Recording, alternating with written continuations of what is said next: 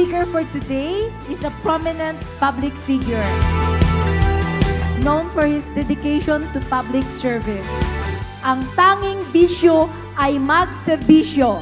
Ladies and gentlemen, Honorable Senator Christopher Lawrence Bongo.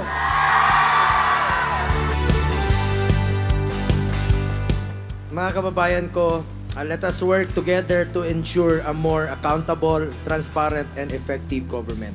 By collaborating, we can improve the management of our local units and secure a better future for everyone.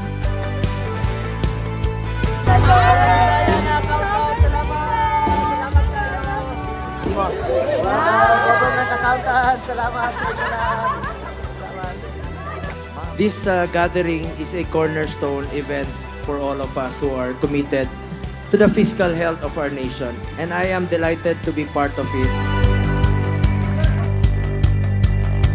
Ang Magna Carta ay naglalayong kilalanin at bigyang parangal ang hindi matatawarang papel ng ating mga government accountants sa pagpapanatili ng fiscal discipline sa bansa at sa kanilang mahusay na allocation ng ating public resources.